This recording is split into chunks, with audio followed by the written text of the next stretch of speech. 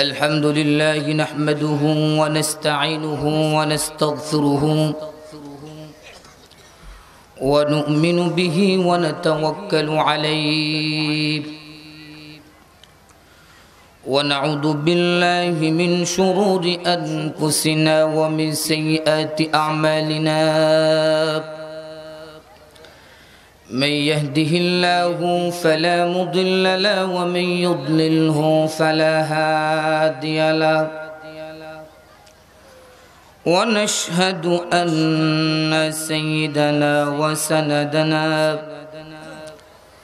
وحبيبنا وطبيبنا ومولانا محمدا عبده ورسوله أرسل إلى الناس كافة بشيرا ونذيرا وداعيا إلى الله بإذنه وسراجا وقمرا منيرا فقد قال الله سبحانه وتعالى في كلامه المجيد بعد أعوذ بالله من الشيطان الرجيم بسم الله الرحمن الرحيم وقضى ربك ألا تعبدوا إلا إياه وبالوالدين إحسانا إما يبلغن عندك الكبر أحدهما أو كلاهما فلا تقل لهما أف ولا تنهرهما وقل لهما قولا كريما واخفض لهما جناح الذل من الرحمة وقل رب ارحمهما كما ربياني صغيرا صدق الله العلي العظيم وقال النبي صلى الله عليه وسلم ألا أحدثكم بأكبر الكبائر الإشراك بالله وعقوق الوالدين وقتل النفس واليمين الغموس أو كما قال عليه الصلاة والسلام সকলেই মহব্বতে নামাজের দুরুদ ইব্রাহিম পাঠ করি সকলে পারি না ইনশাআল্লাহ তো মহব্বতের সাথে মনের গহীন থেকে উচ্চ আওয়াজে বলি আল্লাহুম্মা সাল্লি আলা মুহাম্মাদ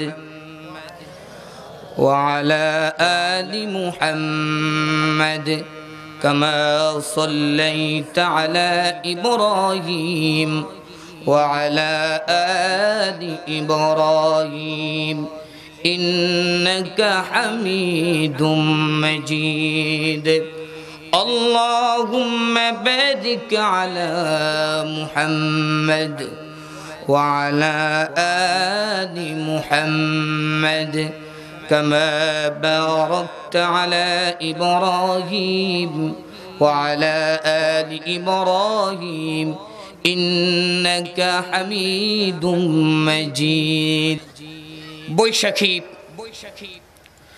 পরিবহন মালিক শ্রমিকের উদ্যোগে ইসলামী মহাসম্মেলনের সম্মানিত সভাপতি প্রধান অতিথি বিশেষ অতিথি আমার সামনে উপবিষ্ট মুআজ্জাজ মুকাররম উলামায়ে কেরাম, আমার অত্যন্ত প্রাণপ্রিয় যুবক ভাইয়েরা, বয়োজ্যেষ্ঠ মুহাব্বতের বাবারা, পর্দার আড়ালের অত্যন্ত শ্রদ্ধেয় মা ও বোনেরা, সর্বপ্রথম ওই মহান জাল্লা শানুহুর কৃতজ্ঞতা প্রকাশ করছি, যিনি আমাদেরকে তার মায়ার চাদর দিয়ে আবৃত করে পৃথিবীর সমস্ত ঝামেলা থেকে মুক্ত করে দ্বীনের একটি পরিবেশে উলামায়ে কেরামের সুহবতে বিশ্বনবী মুহাম্মদ আরবি সাল্লাল্লাহু আলাইহি ওয়াসাল্লামের ভাষ্য অনুযায়ী জান্নাতের বাগানে আসার, বসার, দ্বীনি কিছু কথাবার্তা শোনার তৌফিকটুকু দান করেছেন। এই জন্য আমাদের শুকরিয়া আদায় করার প্রয়োজন আছে না নেই? আর একটু জুড়ে বলেন, আছে না নেই?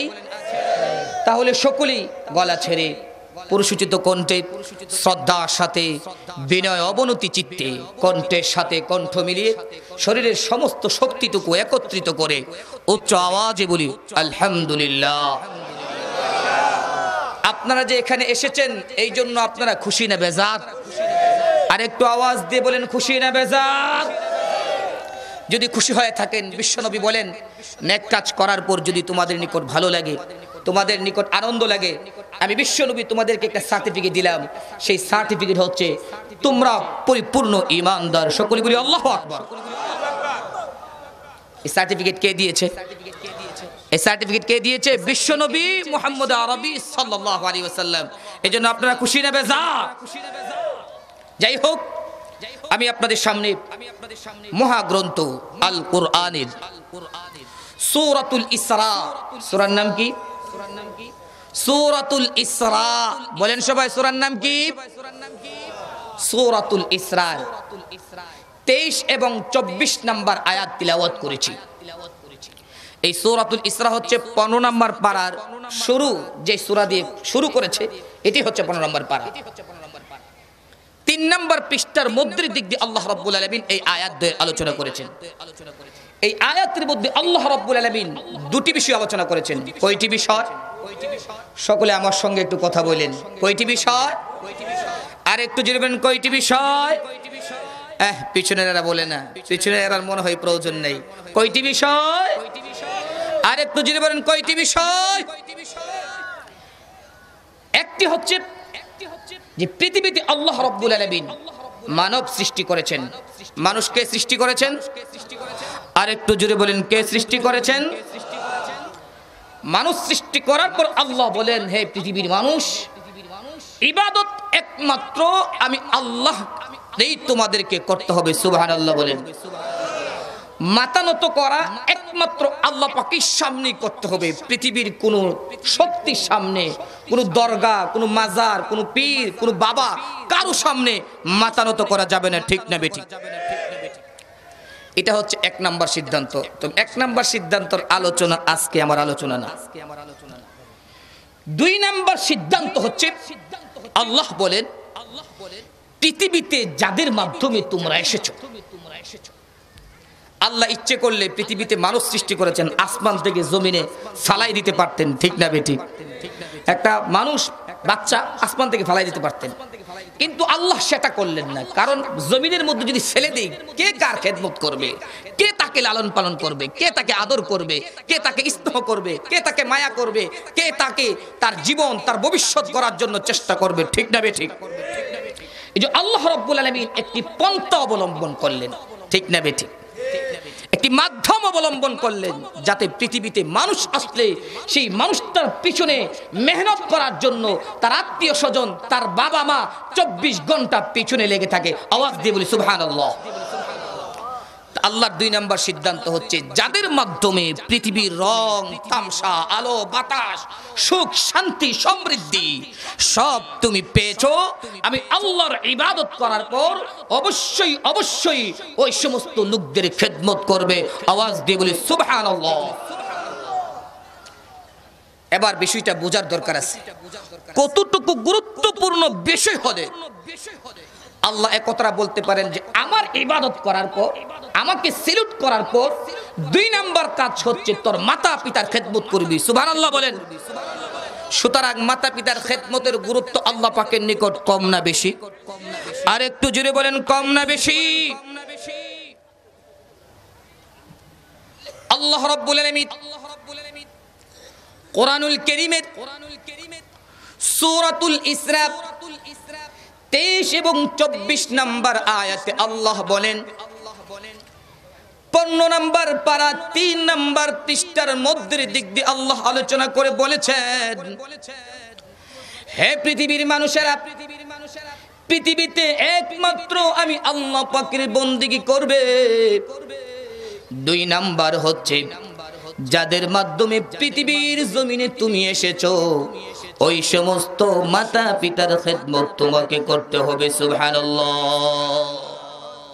কোরআনুল কারীমের অন্য এক আয়াতের মধ্যে আল্লাহ রাব্বুল আলামিন বলেন, সূরাতুল বাকারা 82 নম্বর আয়াত, 11 নম্বর পৃষ্ঠা, 1 নম্বর পারা 11 নম্বর পৃষ্ঠার শেষ দিক দিয়ে আল্লাহ রাব্বুল আলামিন এখানেও বলেছেন, وَإِذْ أَخَذْنَا مِيثَاقَ بَنِي إِسْرَائِيلَ لَا تَعْبُدُونَ إِلَّا اللَّهَ وَبِالْوَالِدَيْنِ إِحْسَانًا। আল্লাহ বলেন, হে পৃথিবীর মানুষেরা, তোমাদের পূর্বে একটি জাতি ছিল, যে জাতির নাম ছিল বনি ইসরাইল। এই বনি ইসরাইল জাতি থেকে আমি আল্লাহ কয়েকটা অঙ্গীকার নিয়েছিলাম। 1 নাম্বার অঙ্গীকার হচ্ছে ইবাদত একমাত্র আমি আল্লাহর করবে। 2 নাম্বার অঙ্গীকার আমি আল্লাহ তাদের কাছ থেকে নিয়েছি। 2 নাম্বার অঙ্গীকার হচ্ছে ওয়াবিল ওয়ালিদাইনি ইহসানা। 2 নাম্বার অঙ্গীকার হচ্ছে যে যাদের মাধ্যমে পৃথিবীতে এসেছো এই মাতা পিতার খেদমত তোমরা করবে। সুবহানাল্লাহ বলেন।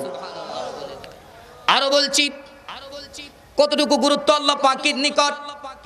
কোরআনুল কারীমের সূরাতুল লুকমান 21 নম্বর পারা আয়াত নাম্বার হচ্ছে 14, 11 নম্বর পৃষ্ঠার মধ্যের দিক দিয়ে আল্লাহ রাব্বুল আলামিন আলোচনা করে বলেছেন, ওয়াসাইনাল ইনসানা বিওয়ালিদাইহি হামালাতহু উম্মুহু ওয়াহানান আলা ওয়াহনিন ওয়া ফিসাদুহু ফি আমাইনি আনশকুরনি ওয়া লিওয়ালিদাইকা ইলাইয়াল মাসির। আওয়াজ দিয়ে বলেন আল্লাহু আকবার। আল্লাহ বলেন, হে পৃথিবীর মানুষেরা, আমি আল্লাহ তোমাদেরকে ওসিয়ত করছি। ওসিয়ত তো বলা হয় মরণের সময়। আল্লাহ কি মরে যাবে নাকি? আর একটু আস্তে বলেন, মরে যাবে নাকি? তিনি চিরঞ্জীব, চিরস্থায়ী, আগেও ছিল, এখনো আছে, ভবিষ্যতেও থাকবে। ঠিক না বে ঠিক? আল্লাহ বলতেছে না, আমি তোমাদেরকে ওসিয়ত করছি। ওসিয়ত তো বলা হয় মরণের সময় যেটা করা হয় এটা ওসিয়ত। আল্লাহ ওসিয়তের কথা কেন বললেন? আল্লাহ তো বলতে পারতেন না আমি তোমাদেরকে ওয়াজ করছি, নসিহত করছি, সেটা বললেন না। ওসিয়তের কথা কেন বললেন? কারণ পৃথিবীর মানুষ স্বাভাবিকভাবে নসিহত থেকে, ওয়াজ থেকে ওসিয়তের গুরুত্ব বেশি দিয়ে থাকে। ঠিক না বে ঠিক? মরণের সময় বাবা ছেলেদেরকে ডাক দে, বাবা এদিকে আসো, ওই যে আমার জমিনটা, এই জমিনটারে 2 ভাগ করবা, 1 ভাগ মাদ্রাসায়, 1 ভাগ মসজিদে। তখন ছেলেরা মরণের সময় যে কথাগুলো বলে যায়, আগে কথা মানুক আর না মানুক, কিন্তু মরণের সময় কথাটা মানে। ঠিক না বে ঠিক? এই জন্য আল্লাহ বলতেছেন আমি তোমাদেরকে ওসিয়ত করছি। সুবহানাল্লাহ বলেন। আল্লাহ বলেন আমি ওসিয়ত করে তোমাদেরকে বলছি, হে পৃথিবীর মানুষেরা, তোমার মা বাবার খেদমত করবা। খেদমত করার কারণ কি? কারণটা কি জানুনি? কারণ তোমার পিতামাতা তোমাকে পৃথিবীতে তোমার জন্য অনেক কষ্ট করেছে। ঠিক না বে ঠিক? আর একটু আস্তে বলেন, ঠিক না বে ঠিক? তোমার জন্য অক্লান্ত পরিশ্রম করেছে। যেই মাত্র তুমি তোমার বাবার পৃষ্ঠ দেশ থেকে তোমার মায়ের রেহেমে গেলা, তোমার মা খাবার দাবার খাইতে পারে না, তোমার মা স্বাভাবিকভাবে চলাফেরা করতে পারে না, ঠিক না বেঠিক? মায়ের পেটে যাওয়ার পর মা কি স্বাভাবিকভাবে চলাফেরা করতে পারতেন? আর একটু জোরে বলেন, স্বাভাবিকভাবে চলাফেরা করতে পারতেন? খাবার ঠিকমতো খাইতে পারতেন? ঠিকমতো ঘুমাইতে পারতেন? আল্লাহ কারণ দশাইতেছে, তুমি তোমার মায়ের গর্ভে যাওয়ার পর তোমার মা স্বাভাবিকভাবে চলাফেরা করতে পারতো না, তোমার মা স্বাভাবিকভাবে খাইতেও পারতো না, তোমার মা স্বাভাবিকভাবে ঘুমাইতেও পারতো না, তোমার মা এমনকি তুমি গর্ভে যাওয়ার পর বমি করত, শুধু বমি নয়, শুধু বমি নয়, এমনকি রক্ত বমি করত, ঠিক না বেঠিক? মা চলাফেরা করতে পারে না, রাত্রের বেলা ঘুমাইতে পারে না, মা সব খাবার খাইতে পারে না। এটা পৃথিবীর দুঃখিনী মা ছাড়া কেউ বুঝবে না, ঠিক না বেঠিক? শুধু তাই নয়, 1 মাস নয়, 2 মাস নয়, 3 মাস নয়, 10 মাস পর্যন্ত আপনার আমার মা কষ্ট করে 10 মাস পরে আবার জানেননি নিজের পিতা মাতা থেকে বিদায় নেই। মাগো ও মা, মনে হয় সন্তান ভূমিষ্ঠের সময় আমি বাঁচব না, এবার সন্তান ভূমিষ্ঠ করার সময় আমি বাঁচব না, মা তুমি আমারে মাফ করে দিও। বাবার কাছে গিয়ে বিদায় নেই, বাবারে তুমি আমারে মাফ করে দিও, বাবা ভুল করেছি, অন্যায় করেছি। শাশুড়ির কাছে মাফ চাই, শাশুড়ি মা সংসার করতে গিয়ে অনেক ভুল ভ্রান্তি করেছি, মাফ করে দিয়েন, ঠিক না বেঠিক? শ্বশুরের কাছে মাফ চাই। বলেন তো দেখি, কোন মা বাবার কাছে যদি সন্তান এভাবে চোখের পানি ছেড়ে ছেড়ে মাফ চায়, কোন শ্বশুর শাশুড়ির নিকট যদি মাফ চায়, কেউ এটা বরদাস্ত করতে পারবে? আর একটু জোরে বলেন, বরদাস্ত করতে পারবে? কখনো নয়, কখনো পারবে না। এরপরে জানেন, প্রাণের স্বামীকে ডাকে, নিজের জীবন সঙ্গিনীকে ডাকে, প্রাণের স্বামী এদিকে আসেন, আমি আপনার সঙ্গে অনেক ভুল করেছি, অনেক অন্যায় করে ফেলেছি, আপনিও আমাকে মাফ করে দেন প্রাণের স্বামী। বলে কি বলে না? সন্তান যদি পৃথিবীতে নরমালি আসে তো বাঁচলাম, যদি নরমালি না আসে, যদি মরে যায়, মাফ করে দিয়েন। প্রাণের স্বামীর নিকট মাফ চাই, বাবা মার নিকট মাফ চাই, আত্মীয় স্বজনের নিকট মাফ চাই। সন্তান যখন ভূমিষ্ঠ পৃথিবীর জমিনে হয়ে যাবে, আসবে, জানেননি আমার মায়ের পেট থেকে কি পরিমাণ রক্ত ভাঙে? এটা পৃথিবীর দুঃখিনী মা ছাড়া কেউ বলতে পারবে না, ঠিক না বেঠিক? একজন মুজাহিদ জিহাদের ময়দানে গিয়ে, রণাঙ্গনে গিয়ে কাফেরদের বিরুদ্ধে মোকাবেলা করে যেই পরিমাণ রক্ত ঝরায়, তাকে শহীদ করা হলে যেই পরিমাণ রক্ত ঝরে, এর চাইতে কম নয়, বরং সন্তান ভূমিষ্ঠ করার সময় এর চাইতে বেশি কোন মা রক্ত ঝরায় থাকে, ঠিক না বেঠিক? এরপরে দেখে সন্তান যখন পৃথিবীর জমিনে এসে গেল, মা 10 মাস 10 দিনের কষ্ট ভুলে গেল, সন্তানকে খুঁজে নিজের পেটের ভিতর থেকে রক্ত যে বের হচ্ছে, মার ওই দিকে কোনো খেয়াল নাই। মা সন্তানকে খুঁজে, মা আমার সন্তানটা কোথায় রে, আমার সন্তানটা আমার কাছে দাও। সন্তানটা বুকের মধ্যে জড়ায় নেই, চুমু খায়, বুকের সাথে জড়িয়ে নিয়ে চুমু খেয়ে 10 মাস 10 দিনের কষ্ট আমার বা ভুলে যায়, ঠিক না বেঠিক? এই জন্য মাতা পিতার খেদমত করার দরকার আছে না নেই? আর একটু জুড়ে বলেন, আছে না নেই? আল্লাহর নবী, বিশ্ব নবী মুহাম্মদ আরবি সাল্লাল্লাহু আলাইহি ওয়াসাল্লাম মসজিদের নববীর মধ্যে বসা, মিম্বরে বসে ভাষণ দিচ্ছিলেন, সাহাবীদের সামনে বয়ান করতেছিলেন। হঠাৎ করে মিম্বর থেকে সামনের দিকে একটা রাস্তা আছে, ওই রাস্তা দিয়ে একজন বৃদ্ধ মহিলা আসতেছে। বৃদ্ধ মহিলাকে দেখে বিশ্বনবী মিম্বর থেকে নেমে গিয়েছেন। সুবহানাল্লাহ। আর একটু আস্তে বলেন সুবহানাল্লাহ। বিশ্বনবী মিম্বর থেকে উঠে গেলেন, দাঁড়ায় গেলেন। নবীজি যখন দাঁড়ায় গেলেন, নবীজির সঙ্গে সাহাবীরাও দাঁড়ায় গেলেন। নবীজি শুধু দাঁড়াননি, দাঁড়িয়ে যে রাস্তা দিয়ে বৃদ্ধ মহিলা আসতেছে, বৃদ্ধ মহিলাকে উদ্দেশ্য করে আমার রাসূল সামনের দিকে বাড়লেন। সামনের দিকে বেড়ে বৃদ্ধ মহিলার নিকট গিয়েছেন। বৃদ্ধ মহিলার নিকটে গিয়ে মাকে, বৃদ্ধ মহিলাকে সালাম দিয়েন। সালাম দিয়ে বলতেছেন, মা আপনি মসজিদের ভিতরে আসেন। সাহাবে কেরাম নবীজির সঙ্গে চলতেছেন। বৃদ্ধ মহিলাকে মসজিদে নিয়ে এসে নবীজির কাঁধ মুবারকে চাদর মুবারক ছিল, নবীজির চাদর মুবারকটা মসজিদের জমিনের মধ্যে বিছায়া দিলেন। সুবহানাল্লাহ বলেন। আর একটু আস্তে বলেন সুবহানাল্লাহ। বিশ্বনবী যেমন তিনার দাম অনেক বেশি, তার গায়ের চাদরের দাম অনেক বেশি, ঠিক না বেঠিক?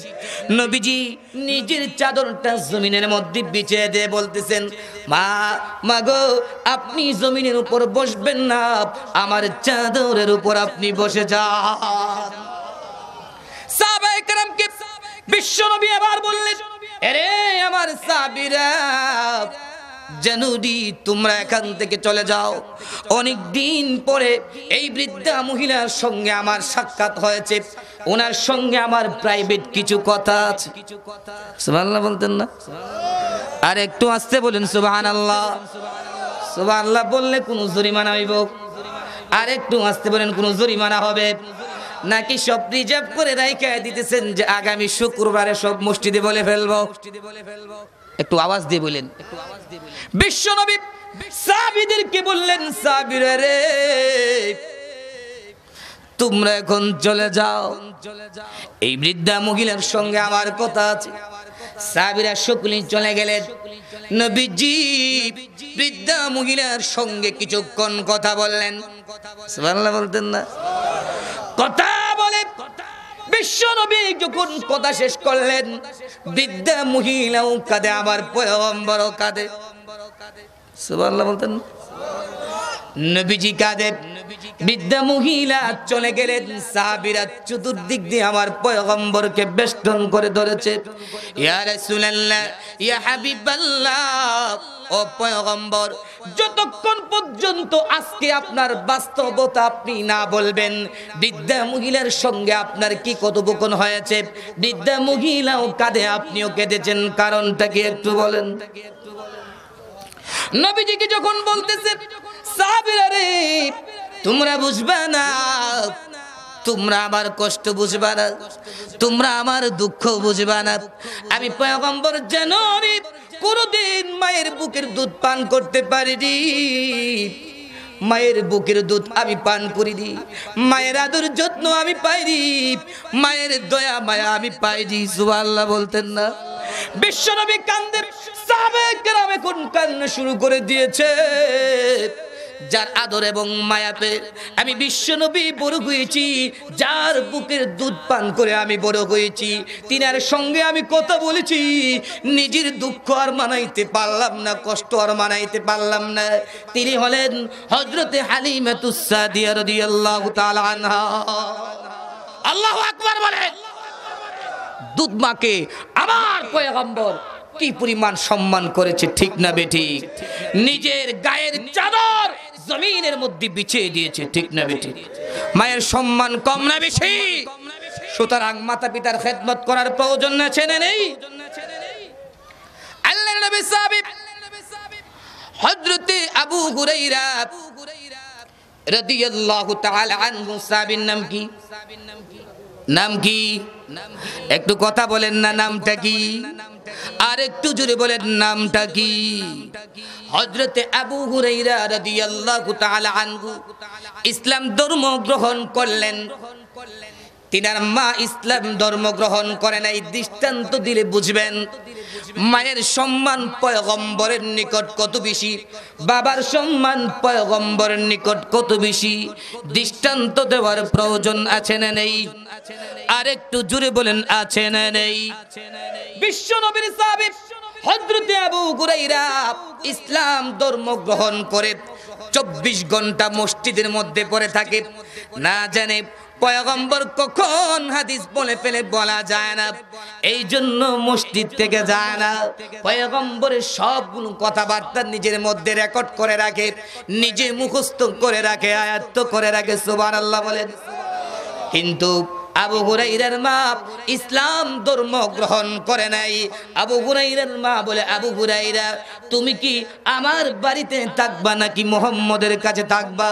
যদি মুহাম্মদের কাছে তুমি থাকো আমার বাড়িতে তুমি থাকতে পারবে না, আর আমার বাড়িতে থাকলে তুমি মুহাম্মদের কাছে যাইতে পারবা না। নাউজুবিল্লাহ বলেন। আর একটু আস্তে বলেন, নাউজুবিল্লাহ। আবু হুরায়রা, মা আমি তোমাকে ছেড়ে দিতে পারবো গো, আমি তোমারে ছাড়তে পারবো, মুহাম্মদুর রাসূলুল্লাহকে আমি ছাড়তে পারবো না, কারণ তাকে আমি নিজের জানের চাইতে মহব্বত করি। সুবহানাল্লাহ বলেন। চলে যেতে পারে গো, আমি মুহাম্মদুর রাসূলুল্লাহকে ছাড়তে পারবো না।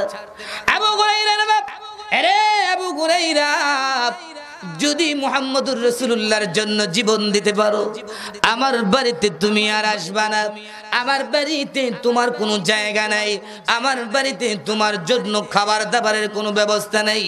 আবু হুরায়রা মনটা খারাপ করে বিশ্বনবীর দরবারে চলে গেলেন, মসজিদে নববীতে গেলেন। মসজিদে নববীতে গিয়া রাসূলুল্লাহকে গিয়ে বলতেছেন, ইয়া রাসূলুল্লাহ, হাবিবাল্লাহ, আজকে 6 মাস হয়ে গিয়েছে, 6 মাস ধরে মায়ের নির্যাতন নিপীড়ন আমি সহ্য করতেছি। রাসূলুল্লাহ গো, আপনি তো জানেন না আমি বাড়িতে গেলে আমার মা আমাকে বাদ দেয় না, আমার মা আমাকে জায়গা দেয় না, আমার মা আমার জন্য খাবার দাবারের ব্যবস্থা করে না, আমার মা আমাকে গালমন্দি করে গো। ইয়া রাসূলুল্লাহ, ইয়া হাবিবাল্লাহ, আপনি আমার মাকে একটা সিস্টেম করে দেন। সুবহানাল্লাহ বলতেন না? আপনি আমার মারে একটা সিস্টেম করে দেন, আমি আমার মায়ের সঙ্গে কি করতে পারি, আর জুলুম নির্যাতন কত সহ্য করব, গালমন্দ আর কতদিন বরদাস্ত করব, একটা সিস্টেম আপনি করে দেন। সুবহানাল্লাহ বলতেন না? আমার পয়গম্বর তখন জবাবটা কি দিয়েছে স্বর্ণাক্ষর দিয়ে লিখে রাখা দরকার। ও পৃথিবীর যুবক এবং যুবতী, ভালো করে শুনে রাখো। আমার পয়গম্বর তখন কি জবাবটা, আমাদের তো উচিত ছিল, রাসূলুল্লাহর উচিত ছিল এভাবে বলা, যাও তাকে শেষ করে দাও, যেহেতু সে কাফের, সে মুশরিক। বিশ্বনবী বলেন, আবু হুরায়রা, তোমার মা তোমার সঙ্গে কি খারাপ ব্যবহার করে আর না করে, তোমাকে খাবার দেখ আর না দেখ, তোমাকে মারধর করুক আর না করুক, তোমার সঙ্গে চোখ লাল করুক আর না করুক, বুক কুঞ্চিত করুক আর না করুক, সেটা তোমার এবং তোমার মায়ের ব্যাপার। এখানে আমি পয়গম্বর তোমার মায়ের বিরুদ্ধে আমি কিছু বলতে পারবো না। সুবহানাল্লাহ বলেন। আর একটু আস্তে বলেন, সুবহানাল্লাহ। আমার পয়গম্বর আবু হুরায়রা কি বললেন, আরে আবু হুরায়রা, আমি পয়গম্বর হতে পারি, আমি রাসূলুল্লাহ হতে পারি, আমি বিশ্ব নবী হতে পারি, তোমার মায়ের বিরুদ্ধে কথা বলার সুযোগ আমার আল্লাহ দেয় নাই। তোমার মা মুশরিকা হতে পারে, তোমার মা বেঈমান হতে পারে, তোমার মা কাফেরা হতে পারে গো, আমি কিছু বলতে পারবো না। আবু হুরায়রার মনটা খারাপ হয়ে গেল। আবু হুরায়রা এখন চিন্তা করে, রাসূলের নিকটও আমি আশ্রয় পাইলাম না, যাব এখন কোথায়? মায়ের বিরুদ্ধে নালিশ করেছি, মায়ের বিরুদ্ধে অবজেকশন আমার রাসূল শুনে নাই। কিছুক্ষণ চিন্তা করে আবু হুরায়রা বলে, ইয়া রাসূলুল্লাহ, ইয়া হাবিবাল্লাহ, আমার মায়ের বিরুদ্ধে আপনি যদি কোনো কাজ না করেন, আপনি যদি কোনো বিরোধিতা না করেন, তাহলে পয়গম্বর একটা কাজ করেন না, কমপক্ষে আপনি আমার মায়ের জন্য একটু দোয়া করে দেন না। সুবহানাল্লাহ। আমার রাসূলের নিকট মায়ের জন্য দোয়া চাইলেন, আল্লাহ, ইয়া রাসূলুল্লাহ, ইয়া হাবিবাল্লাহ, মায়ের জন্য একটু দোয়া করেন, মা যদি ঈমান এনে ফেলে তাহলে মায়ের কাছে গিয়ে আমি একটু শান্তি পাবো। সুবহানাল্লাহ বলেন। বিশ্বনবী এবার আবু হুরায়রাকে ডাক দিয়ে বলে, আবু হুরায়রা রে,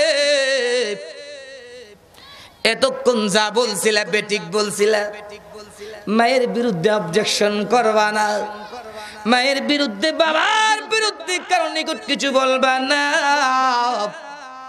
এখন যা বলছো ঠিক কথা বলছো, হ্যাঁ তোমার মা বাবার জন্য আমি দোয়া করে দিতে পারি। সুবহানাল্লাহ বলতেন না? বিশ্বনবী হাত উত্তোলন করলেন। আবু হুরায়রা একটু পাগল টাইপের ছিল, আবেগ বেশি ছিল, এশক বেশি ছিল। আর পয়গম্বর যখন আবু হুরায়রার মায়ের জন্য হাত উত্তোলন করেছে, আবু হুরায়রা বাড়ির দিকে দৌড়। সুবহানাল্লাহ বলতেন না? আবু হুরায়রা বাড়ির দিকে দৌড় দিয়েছে। একজন সাহাবী রাস্তার মধ্যে পেয়েছে, রাস্তার মধ্যে পেয়ে আবু হুরায়রার পাঞ্জাবি টান দিয়ে ধরছে। সুবহানাল্লাহ বলতেন না? আরে আবু হুরায়রা, তুমি তো 24 ঘন্টা মসজিদে নববীর মধ্যে থাকো, এমন তো কোন সময় তুমি করো না, মনে হচ্ছে তুমি খুব পেরেশানির মধ্যে আছো।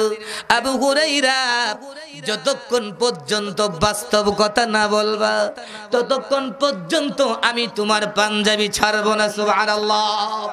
আবু হুরায়রা পাঞ্জাবি ধরে টানে, আর সাহাবীও পিছন দিক দিয়ে টানাটানি শুরু হয়ে গেল। আবু হুরায়রা বলতেছে, ভাই পাঞ্জাবি স্যার, আমি বাস্তব কথা বলবো। সুবহানাল্লাহ বলেন। হযরত আবু হুরায়রা বলে, আরে সাহাবী, জানুনি আমার পয়গম্বর বিশ্বনবী মুহাম্মদ আরবী আমার মায়ের জন্য হাত উত্তোলন করেছে, আমার মায়ের জন্য হেদায়েতের দোয়া করতেছে, আমি একটু আজকে পরীক্ষা করব আমার মায়ের নিকট আমি আগে পৌঁছতে পারি নাকি বিশ্ব নবীর দোয়া বাড়িতে গিয়ে আগে পৌঁছে। সুবহানাল্লাহ বলেন। যে নবীর দোয়া আমার মায়ের নিকট আগে পৌঁছে নাকি আমি আবু হুরায়রা দৌড়ে গিয়ে বাড়িতে আগে পৌঁছি, এটা একটু পরীক্ষা করা দরকার। সুবহানাল্লাহ বলেন। আল্লাহু আকবার বলেন। কি সাহাবী! এবার সাহাবী বলে, আবু হুরায়রা ঠিক আছে, তাইলে তুমি যাইতে পারো। বলেন তো দেখি, আপনার আমার পয়গম্বর যদি আল্লাহ পাকের নিকট কারোর জন্য দোয়া করে, দোয়া কবুল হবে কি হবে না? আরেকটু জোরে বলেন, হবে কি হবে না? বিশ্বনবী হাত উত্তোলন করে দোয়া করে দিলেন গো, আল্লাহুম্মা হদি উম্মা আবি হুরায়রা। আল্লাহ, আমার সাহাবী আবু হুরায়রা আমার নিকট তার মার জন্য দোয়া চেয়েছে, আল্লাহ তার মায়ের জন্য আমি দোয়া করছি, আল্লাহ তুমি তার মার হেদায়েত দিয়ে দাও। আর একটু জোরে বলেন, আর একটু জোরে বলেন, আল্লাহ আপনি আবু হুরায়রার মাকে হেদায়েত দিয়ে দেন। আবু হুরায়রা বাড়িতে গেল, বাড়িতে গিয়ে দরজার মধ্যে আঘাত করলো। অন্য দিন দরজার মধ্যে আঘাত করলে ভিতর থেকে শুধু গালে দেই, ধমক দেই, অত্যন্ত রাগ ব্যবহার করে, লেবিশ ব্যবহার করে। অন্য দিনের মতো না, যখন আবু হুরায়রা দরজার মধ্যে আঘাত করলেন, দরজার মধ্যে আঘাত করার পর ভিতর থেকে আওয়াজ আসছে, অত্যন্ত মৃদু মধুময় একটা আওয়াজ আসছে, কে রে, কে দরজার মধ্যে আঘাত করতেছে? সুবহানাল্লাহ বলেন। হযরত আবু হুরায়রা ডাক দিয়ে বলেন, আবু হুরায়রা এখন বলতেছে, মা যখন ভিতর থেকে বলেছে কে রে, কে বাহির থেকে কে তুমি আওয়াজ করতেছো, মায়ের এই আওয়াজের মধ্যে আমি ইসলাম ধর্মের গন্ধ পেয়েছি। সুবহানাল্লাহ। আবু হুরায়রা বাহির থেকে বলতেছে, মা আমি তো তোমার ছেলে আবু হুরায়রা। এবার ভিতর থেকে বলে, আবু হুরায়রা এতক্ষণ তুমি কোথায় ছিলা? সকাল থেকে তোমার জন্য আমি অপেক্ষা করতেছি, আমি তোমার সঙ্গে মুহাম্মদুর রাসূলুল্লাহর নিকট যাব। জীবনে অনেক ভুল করে ফেলেছি, অনেক অন্যায় করে ফেলেছি, তোমার সঙ্গে অনেক খারাপ ব্যবহার করেছি। আবু হুরায়রা তাড়াতাড়ি এসো, আমাকে তুমি মুহাম্মদুর রাসূলুল্লাহর কাছে নিয়ে যাও। সুবহানাল্লাহ। মুহাম্মদুর রাসূলুল্লাহর নিকট। আবু হুরায়রার মা গেল, গিয়ে রাসূলকে বললেন, আপনি আমাকে কালিমা পড়ায় মুসলমান বানায় দেন। সুবহানাল্লাহ বলেন। এখন আমার কথা হচ্ছে, বিশ্বনবী মুহাম্মদ আরবি সাল্লাল্লাহু আলাইহি ওয়াসাল্লাম পর্যন্ত একজন মায়ের বিরুদ্ধে, মুশরিকা মায়ের বিরুদ্ধে কথা বলেননি, ঠিক না বেঠিক? মায়ের খেদমত করার প্রয়োজন আছে না নেই?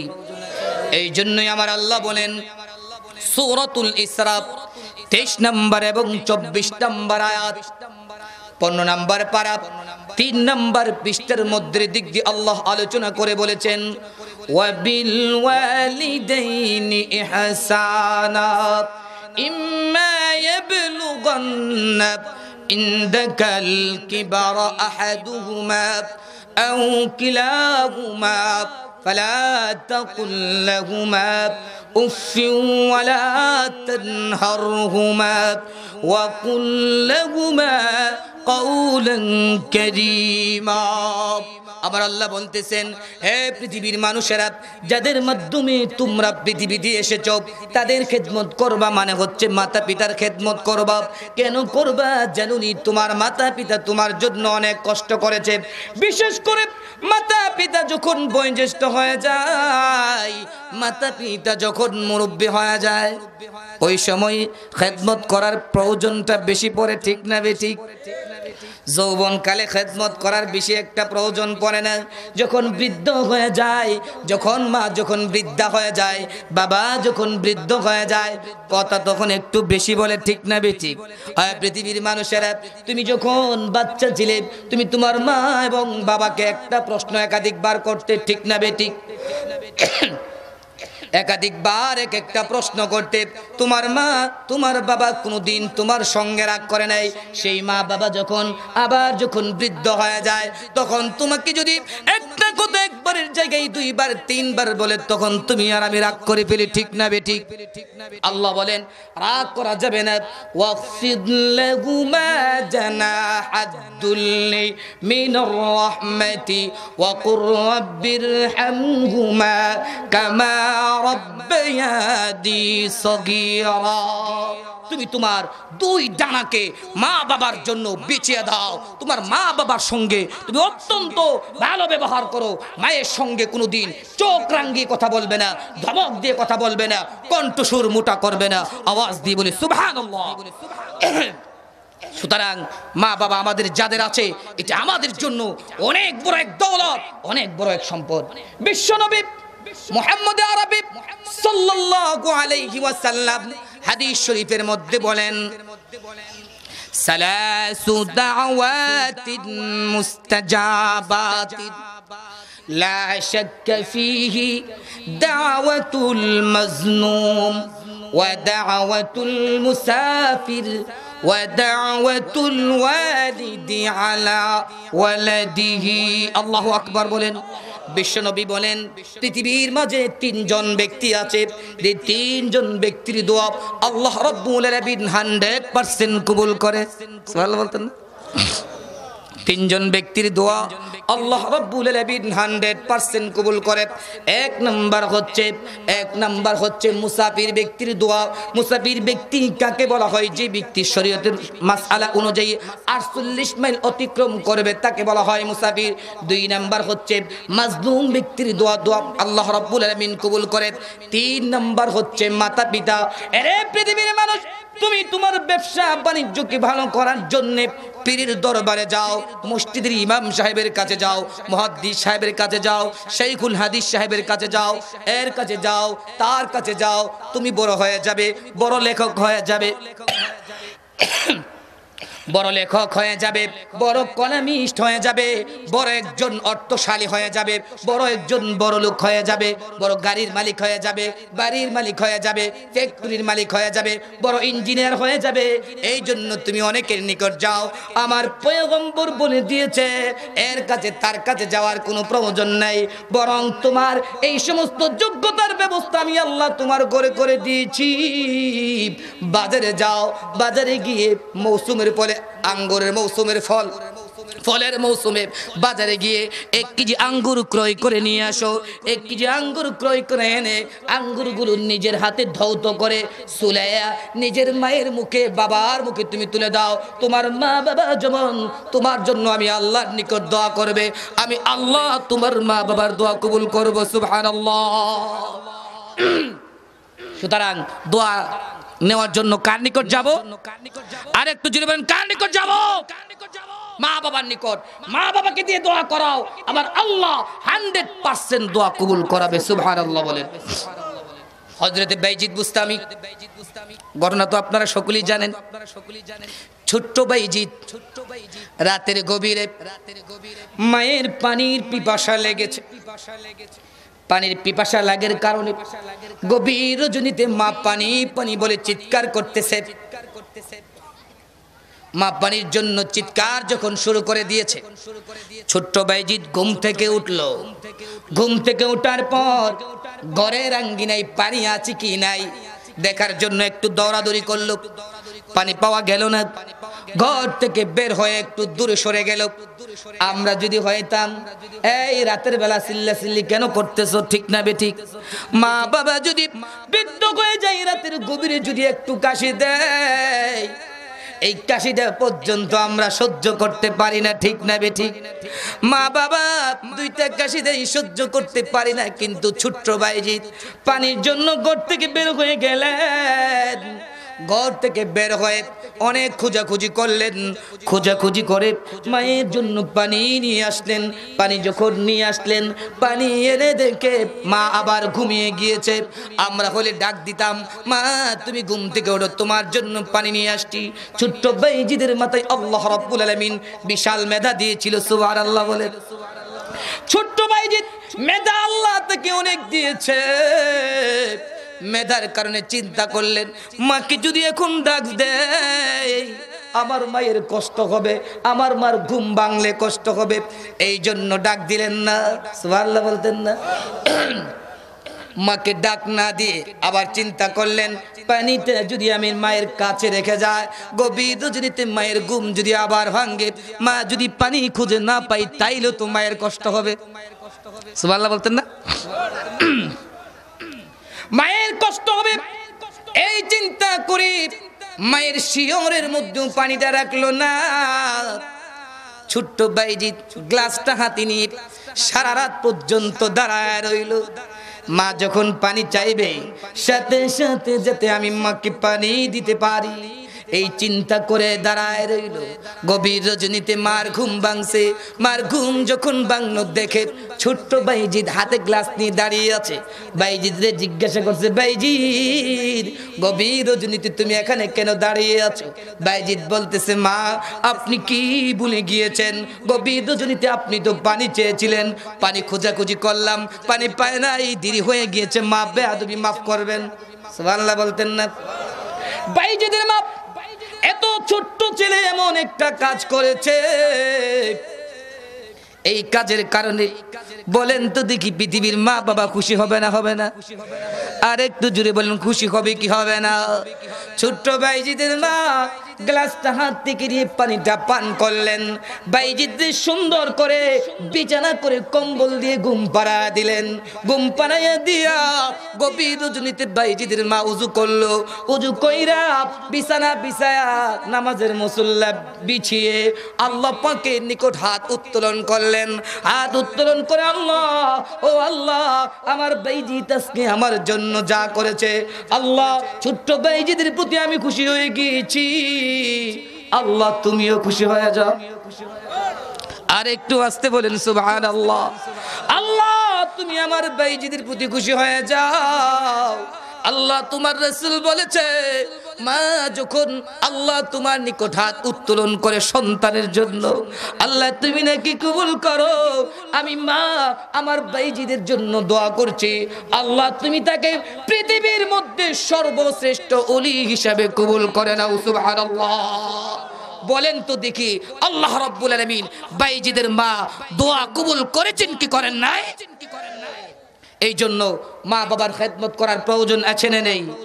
আর একটু জোরে বলেন, আছে না নেই? মা বাবার খেদমত যদি না করো, মা বাবার কথা যদি না শোনো, আল্লাহ পৃথিবীতে শাস্তি দিয়ে থাকেন। একটা দৃষ্টান্ত দিলে সুন্দর করে বুঝবেন। আল্লাহর নবীর সাহাবী হযরত আলকামা, হাদিস শরীফ থেকে বলছি, তাফসীরে নূরুল কোরআনের মধ্যে এই ঘটনা এনেছেন। আল্লাহর নবীর সাহাবী হযরত আলকামা রাদিয়াল্লাহু তাআলা আনহু মৃত্যুর সময় গনে আসলো। মরণের সময় আমাদের দেশে কালিমার তালকিন করে থাকে, ঠিক না বেঠিক? আপনার ছেলে আপনার কাছে কানের কাছে গিয়ে বলে লা ইলাহা ইল্লাল্লাহ মুহাম্মাদুর রাসূলুল্লাহ, ঠিক না বেঠিক? কালিমার তালকিন করে থাকে। আলকামা শেষ বায়ুটা মনে হয় এখনই বের হয়ে যাবে। আলকামার পৃথিবীর জমিনে বাঁচবে না। আলকামার স্ত্রী আলকামার পাশে বসে কালিমার তালকিন করছে। কালিমার তালকিন করে আলকামার জবান দিয়ে কালিমা আসে না। আলকামা কালিমা পড়তে পারে না। সাহাবী যাদের ব্যাপারে আল্লাহ বলেছেন রাদিয়াল্লাহু আনহু ওয়া রাদওয়ান, আমি সাহাবীদের প্রতি আল্লাহ খুশি হয়ে গিয়েছি, সাহাবীরও আমার প্রতি খুশি হয়ে গিয়েছে। সুবহানাল্লাহ বলেন, আর একটু জোরে বলেন সুবহানাল্লাহ। সেই আলকামা জবান দিয়ে তার কালিমা আসে না। আলকামার স্ত্রী দীর্ঘক্ষণ পর্যন্ত চেষ্টা করলো জবান দিয়ে কালিমা পড়ানোর জন্য। আলকামা কালিমা পড়তে পারে না। এখন কি করবে? যদি কালিমা মরণের সময় পড়তে না পারে জাহান্নামে যাইতেইব, ঠিক না বেঠিক? জাহান্নাম ছাড়া উপায় নাই। এই জন্য আলকামার স্ত্রীর বড় বুদ্ধি ছিল, দৌড়ে রাসূলুল্লাহর নিকট চলে গেল। ইয়া রাসূলুল্লাহ, ইয়া হাবিবাল্লাহ, ও পয়গম্বর, আপনি জানেননি আপনার সাহাবী আলকামার মরণের ঘন্টা বেজে গিয়েছে, মনে হয় আর বাঁচবে না। আমি তার স্ত্রী, আমি তার জীবন সঙ্গিনী, অনেক চেষ্টা করেছি কালিমা পড়ানোর জন্য, কালিমা তার জবান দিয়ে আসতেছে না। ইয়া রাসূলুল্লাহ, ইয়া হাবিবাল্লাহ, আপনি যদি যান হয়তোবা সে কালিমা পড়তে পারবে।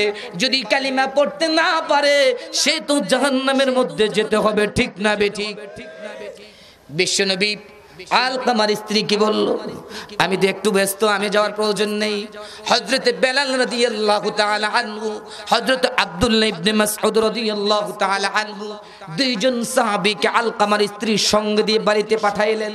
বেলাল রে, ও বেলাল, তুমি আলকামার বাড়িতে যাও। আলকামার বাড়িতে গিয়া আলকামাকে কি কালিমার তালকিন করো। সুবহানাল্লাহ বলতেন না? হযরত বেলাল আলকামার বাড়িতে আসলেন। আলকামার বাড়িতে এসে কালিমা পড়ানোর জন্য চেষ্টা করলেন। আলকামা দীর্ঘক্ষণ পর্যন্ত বেলাল আলকামাকে কালিমা পড়ানোর জন্য চেষ্টা করলো, কিন্তু আলকামার জবান দিয়ে কালিমা আসে না। সুবহানাল্লাহ বলতেন না? একজন সাহাবীর জবান দিয়ে কালিমা আসে না। হযরত বেলাল দৌড়ে রাসূলের নিকট আবার গেলেন। ইয়া রাসূলুল্লাহ, ইয়া হাবিবাল্লাহ, ও পয়গম্বর, আপনার সাহাবী আলকামাকে তো আমিও কালিমা পড়াইতে পারলাম না, হযরত আব্দুল্লাহ ইবনে মাসউদ পারল না। রাসূলুল্লাহ গো, আপনি তার বাড়িতে চলেন। রাসূলুল্লাহ বেলালের সঙ্গে রওনা করলেন, বাড়িতে গেলেন। রাসূলুল্লাহ গিয়ে বলতেছে, আলকামা, আমি পয়গম্বর এসেছি, আমি বিশ্ব নবী এসেছি, তুমি আমার সঙ্গে কালিমা পড়ো। সুবহানাল্লাহ বলতেন না? আর একটু আস্তে বলেন সুবহানাল্লাহ। বিশ্ব নবী মুহাম্মদ আরবি সাল্লাল্লাহু আলাইহি ওয়াসাল্লাম কালিমার তালকিন শুরু করে দিল। কিন্তু কি যে হলো, আলকামার স্ত্রীও পারল না, হযরত বেলালও পারল না। বিশ্বনবী চেষ্টা করলেন, নবীজিও পারতেছে না। আলকামার জবান দিয়ে কালিমা আসতেছে না। আলকামার মা একটু খোঁজ খবর নিলেন, আলকামার স্ত্রীকে ডাক দিলেন, আরে আলকামার স্ত্রী, আলকামার পিতা মাতা পৃথিবীর জমিনে কি বেঁচে আছে? আলকামার স্ত্রী বলে, ইয়া রাসূলুল্লাহ, ইয়া হাবিবাল্লাহ, ও পয়গম্বর, আলকামার বাবা পৃথিবীতে নাই, তবে তার মা আছে। সুবহানাল্লাহ বলতেন না? বিষ্ণুনবী আবার বলেন, তাইলে তার মা কোথায়? মরণের সময় আত্মীয় স্বজন কাছে থাকে কি থাকে না? আর একটু জোরে বলেন, থাকে কি থাকে না? আলকামার মা যদি বেঁচে থাকে, আলকামা মরে যাচ্ছে, তার মা কোথায়? বিশ্বনবীর জানার বাকি রইল না। নিশ্চয়ই আলকামা মনে হয় তার মায়ের সঙ্গে বেয়াদবি করেছে। সুবহানাল্লাহ বলতেন। আল্লাহর নবী পয়গম্বরের সাহাবী নিশ্চয়ই মায়ের সঙ্গে বেয়াদবি করেছে, নতুবা তো এমন হওয়ার কথা না। আলকামার স্ত্রীকে জিজ্ঞাসা করলো তার মা কোথায়? তার মা বেঁচে আছে, তবে আমাদের সঙ্গে থাকে না। ওই যে একটা পাহাড় দেখা যাচ্ছে, ওই পাহাড়ের মধ্যে ছোট্ট একটা কুঁড়ের ঘর আছে, ওই কুঁড়ের ঘরের মধ্যে সে বসে থাকে। সুবহানাল্লাহ বলতেন না? এবার বিশ্বনবী বলেন, বেলাল রে যাও, তাড়াতাড়ি তুমি পাহাড়ে যাও, পাহাড়ে গিয়ে আলকামার মাকে সালাম জানাইবা। আলকামার মাকে গিয়ে বলবা বিশ্বনবী আপনার নিকট সালাম জানিয়েছেন, আর বলেছেন আপনি যদি পারেন রাসূলুল্লাহর নিকট যাইতেন, আর আপনি যদি না পারেন স্বয়ং রাসূলুল্লাহ আপনার নিকট আসবে। সুবহানাল্লাহ। পয়গম্বর মায়ের সম্মান কি পরিমাণ করলেন, ইচ্ছে করলে তো বলতে পারতেন গিয়ে বলবা পয়গম্বর খবর পাঠাইছে, তাড়াতাড়ি আসতে পারতেন কি পারতেন না? কিন্তু মায়ের প্রতি সম্মান দেখানোর জন্য রাসূলুল্লাহ বলেছেন গিয়ে বলবা, যদি পারে আসতে, না পারলে আমি পয়গম্বর আলকামার মার নিকট যাব। আওয়াজ দিয়ে বলেন সুবহানাল্লাহ। হযরতে বেলাল ওই পাহাড়ের মধ্যে যে কুটিরের ঘর, ওই কুটিরের ঘরের মধ্যে চলে গেলেন। গিয়ে দেখেন জীর্ণ শীর্ণ বৃদ্ধা একজন মহিলা ঘরের মধ্যে বসে আছে। সালাম দিলেন, সালাম দিয়ে বললেন, ও মা, আমি পয়গম্বরের সাহাবী, আমার নাম বেলাল, আপনার ছেলে আলকামা মনে হয় আর বাঁচবে না। আমি বেলাল আলকামাকে কালিমা পড়ানোর জন্য চেষ্টা করলাম। হযরতে আব্দুল্লাহ ইবনে মাসউদ চেষ্টা করলো, পয়গম্বর চেষ্টা করলো, জবান দিয়ে কালিমা আসতেছে না। ও মা, পয়গম্বর আরবী আমাকে বার্তাবাহক হিসেবে প্রেরণ করেছে, আমাকে বলেছে আপনাকে সালাম জানানোর জন্য পয়গম্বরের পক্ষ থেকে, আর বলেছে আপনি যদি পারেন পয়গম্বরের নিকট যাইতেন যাওয়ার জন্য, আর যদি না পারেন পয়গম্বর আপনার নিকট নিজেই আসবে। সুবহানাল্লাহ বলেন। এবার বিশ্বনবীর সাহাবী আলকামার মা বলে, বেলাল তুমি এটা কি বললা? আমার যতই কষ্ট হোক না কেন, আমার হাজারো কষ্ট হোক না কেন, আমি পয়গম্বরের সঙ্গে বেয়াদবি করতে পারবো না, আমি স্বয়ং পয়গম্বরের নিকট নিজেই যাব। সুবহানাল্লাহ। কারণ পয়গম্বরের সাহাবীরা এত বড় বেয়াদব ছিল না যে পয়গম্বর এমন কোন কাজ করবে যেই কাজের কারণে আমাদের মুহাম্মদুর রাসূলুল্লাহ কষ্ট পাবে। ঠিক না বেটি? বিশ্বনবীর সাহাবীরা পায়ে গেটে নবীজির নিকট আসলেন। নবীজির নিকট এসে নবীজিকে সালাম দিলেন, আসসালাতু আসসালামু আলাইকা ইয়া রাসূলুল্লাহ। বিশ্বনবী সালামের জবাব দিলেন, ও আলকামার মা, দেখতেই তো পাচ্ছ তোমার ছেলের শেষ মুহূর্ত। আমি পয়গম্বর এসেছি কালিমা পড়ানোর জন্য, কালিমা পড়তে পারতেছে না, কারণটা কি আমার জানার বাকি নাই। আমি তোমাকে জিজ্ঞাসা করি, তোমার ছেলে আলকামা তোমার নিকট কেমন? সুবহানাল্লাহ বলতেন না?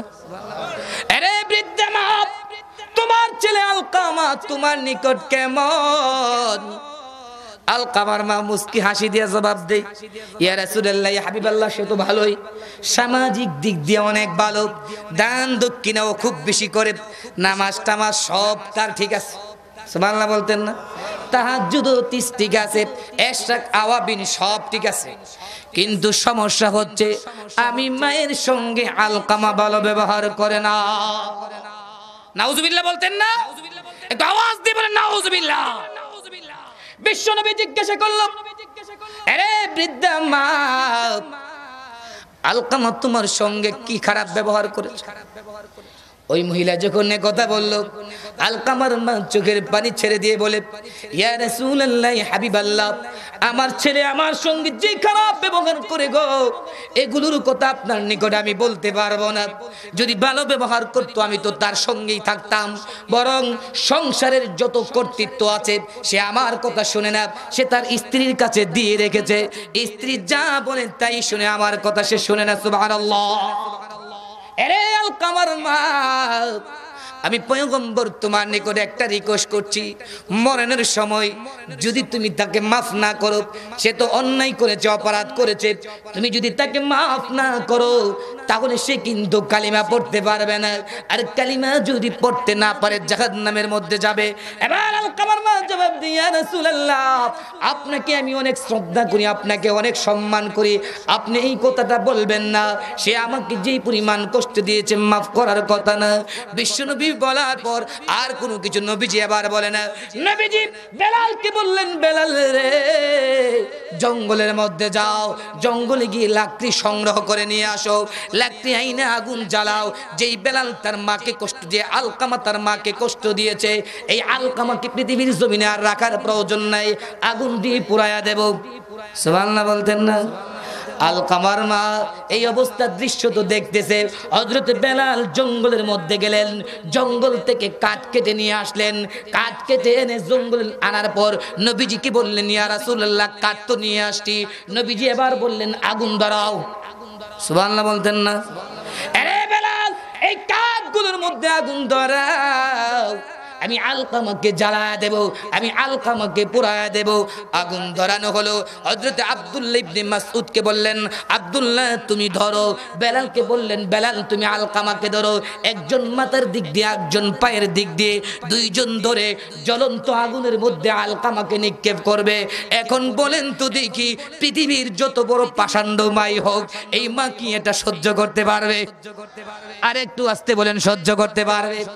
হযরত বেলাল, হযরত মাসউদ আলকামাকে ধরলেন, আগুনের মধ্যে নিক্ষেপ করবে। এখন তোমরা আর সহ্য করতে পারতেছে না। ইয়া রাসূলুল্লাহ, ইয়া হাবিবাল্লাহ, ও পয়গম্বর, আপনি এটা কি করতেছেন? আমার সন্তান যতই অপরাধ করুক না কেন গো, ইয়া রাসূলুল্লাহ, ইয়া হাবিবাল্লাহ, আপনি এই কাজ করবেন না, আপনি এই কাজ করবেন না, আমার ছেলেকে আগুনে নিক্ষেপ করবেন না। সুবহানাল্লাহ বলতেন না? এটা নবীজির কৌশল। এবার বিশ্ব নবী বলেন, এরে আলকামার মা, পৃথিবীর জমিনের আগুন দেখা যদি তোমার এত খারাপ লাগে, পৃথিবীর জমিনের আগুনের তাপ আর কি, পৃথিবীর আগুনের তাপ কি তুমি জানো নি? জাহান্নামের আগুনের তাপমাত্রা তার চাইতে 70 গুণ বেশি। ঠিক না বেঠিক? পৃথিবীর আগুনের চাইতে 70 গুণ পাওয়ার বেশি। জাহান্নামের কোন একটা আংরা যদি পৃথিবীর জমিনে আল্লাহ রাব্বুল আলামিন ফালাইতেন, পৃথিবীতে মানুষ বসবাস করতে পারতো না, গোটা পৃথিবী জ্বলে পুড়ে ছাই হয়ে যেত। ঠিক না বেঠি? আলকামার বাপ, পৃথিবীর আগুন দেখে যদি তোমার সহ্য না হয়, তাহলে তুমি তারে মাফ করে দাও। সুবহানাল্লাহ বলতেন না?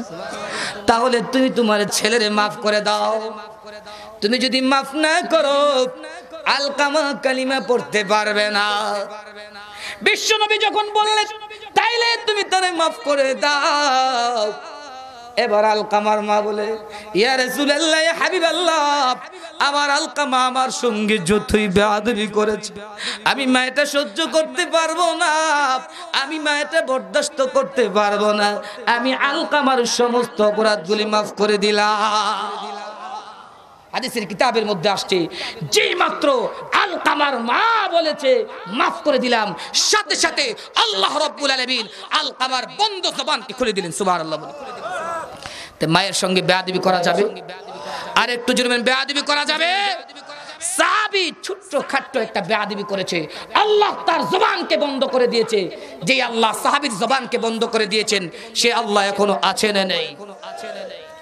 মায়ের কান্দন যাবত জীবন,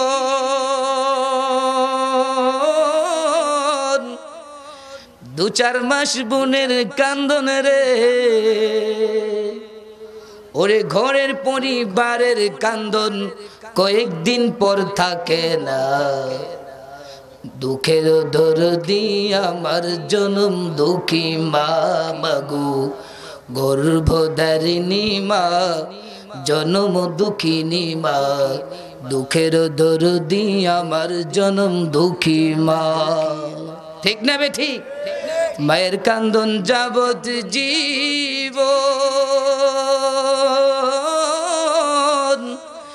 দু চার মাস বোনের কান্দন রে, ওরে ঘরের পরিবারের কান্দন কয়েকদিন পর থাকে না। দুঃখের দরদি আমার জনম দুঃখী মা মাগো, গর্ভধারিণী মা জনম দুঃখিনী মা। দুঃখের দরদি আমার জনম দুঃখী মা। ভূমিষ্ঠ হইয়া আমি উঠিলাম কান্দিয়া, শান্ত করিল মায়ের বুকের দুগ্ধ দিয়া। ঠিক না বে ঠিক? ভূমিষ্ঠ হইয়া আমি উঠিলাম কান্দিয়া, শান্ত করিল মায়ের বুকের দুগ্ধ দিয়া। মায়ের প্রসব কালে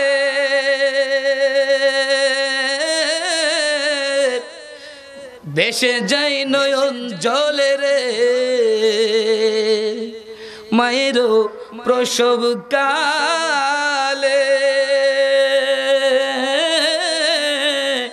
ভেসে যাই নয়ন জলে রে। ওমা সন্তানের লইয়া কুলে ভুলে প্রসব যন্ত্রণা। দুঃখের দরদি আমার জনম দুঃখী মা মাগো, গর্ভধারিণী মা জনম দুঃখিনী মা। দুঃখের দরদি আমার জনম দুঃখী মা। হাতে পায়ে তৈলময় খামাই দিল শক্ত করি, প্রস্রাব পায়খানা আমরা মায়ের কুলে করি। ঠিক না বেটি? হাতে পায়ে তৈলময় খামাই দিল শক্ত করি, প্রস্রাব পায়খানা আমরা মায়ের কুলে করি। তবু না আমার রাগ হইল বিছনা ধুয়ে মুতের, আমারে শুকাই রাখিয়া মাই থাকে বিজাতে। অসুখ হইলে দেখি চাইয়া আমার মাই রইছে বিছানাই বইয়া রে। অসুখ হইলে দেখি চাইয়া আমার মাই রইছে বিছানাই বইয়া রে। বলে আল্লাহ আমাই জব্দ কইরা সন্তানের নিহদা। দুঃখের দরদি আমার জনম দুঃখী মা মাগো, গর্ভধারিণী মা জনম দুঃখিনী মা। দুঃখের দরদি আমার জনম দুঃখী মা। মায়ের কান্দন যাবতি জীবন, দু চার মাস বোনের কান্দন রে, ওরে ঘরের পরিবারের কান্দন কয়েকদিন পর থাকে না। দুঃখের দরদি আমার জনম দুঃখী মা মাগো, দুঃখের দরদি আমার জনম দুঃখী মা। ঠিক না বে ঠিক? মা বাবার খেদমত করার প্রয়োজন আছে না নেই? আল্লাহর নবীর একজন সাহাবী আসলেন। সাহাবী এসে রাসূলুল্লাহকে বলতেছেন, উরিদু আন উজাহিদা ফি সাবিলিল্লাহ ইয়া রাসূলুল্লাহ ইয়া হাবিবাল্লাহ, আমি জিহাদের ময়দানে আপনার সঙ্গে যুদ্ধ করতে যেতে চাই। আপনি যদি আমাকে অনুমতি দেন আমি যুদ্ধের ময়দানে যাব। যুদ্ধের ময়দানে গিয়ে কাফেরদের সঙ্গে মোকাবেলা করব, কাফেরদের বিরুদ্ধে আমি জিহাদ করব। জিহাদ করে আমি শহীদ হয়ে জান্নাতে যাব। বিশ্বনবী জিজ্ঞাসা করলেন, আহাইয়ুন আবাওয়াইকা, ও সাহাবী তোমার মাতা পিতা কি পৃথিবীর জমিনে বেঁচে আছে? সাহাবীকে যখন রাসূলুল্লাহ জিজ্ঞাসা করলো, তোমার মা বাবা বেঁচে আছে কি? সাহাবী আবার জবাব দিয়ে বলেন, ইয়া রাসূলুল্লাহ ইয়া হাবিবাল্লাহ, না না, আমার বাবা পৃথিবীর জমিনে বেঁচে নাই, তবে হ্যাঁ আমার মা পৃথিবীর জমিনে বেঁচে আছে। সুবহানাল্লাহ বলতেন না? আমার মা পৃথিবীর জমিনে বেঁচে আছে। বিশ্বনবী বললেন, সাহাবীরা রে, ও সাহাবী, জিহাদের ময়দানে তোমার যাওয়ার প্রয়োজন নাই।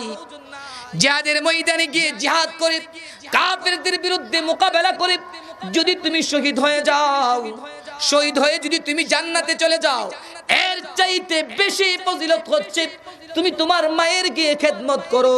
মায়ের খেদমত যদি তুমি করতে পারো, আল্লাহ রাব্বুল আলামিন একজন শহীদের চাইতে বেশি মর্যাদা তোমাকে দেবে। সুবহানাল্লাহ। এবার চিন্তা করে দেখেন, বিশ্বনবী মুহাম্মদ আরবি সাল্লাল্লাহু আলাইহি ওয়াসাল্লাম যুদ্ধের চাইতে মায়ের খেদমত করার গুরুত্ব বেশি দিয়েছেন, ঠিক না বেশি? একজন সাহাবী গিয়ে বলতেছেন, ইয়া রাসূলুল্লাহ, ও ইয়া হাবিবাল্লাহ, ও পয়গম্বর, আপনি জানেন কি, আপনি তো মাতা পিতার খেদমতের গুরুত্বের কথা অনেক বলেন, আপনি জানেননি আমার বৃদ্ধ মা এবং বৃদ্ধা বাবা, মা বৃদ্ধা বাবা বৃদ্ধ, এই দুইজনকে নিয়ে আমি হজ করেছি। কিভাবে হজ করেছি জানেননি? আমার মাকে আমি কাঁধে নিয়ে 7টি চক্কর দিয়েছি, কাবাকে আমার মাকে কাঁধে নিয়ে তাওয়াফ করিয়েছি, বাবাকে কাঁধে করে তাওয়াফ করিয়েছি। ইয়া রাসূলুল্লাহ, হাবিবাল্লাহ, আমি যে আমার মাকে কাঁধে করে তাওয়াফ করাইলাম, এতে করে কি আমি আমার মায়ের হক আদায় করতে পেরেছি? আমি কি আমার মায়ের হক আদায় করতে পেরেছি?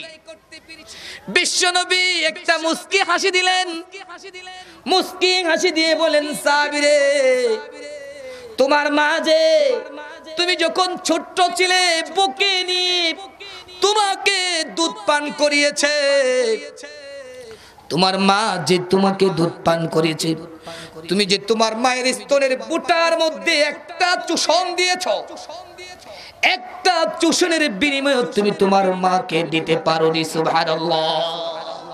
এবার চিন্তা করে দেখেন, মা বাবার খিদমতের গুরুত্ব আল্লাহ পাকের নিকট কত বেশি, ঠিক না বেঠিক?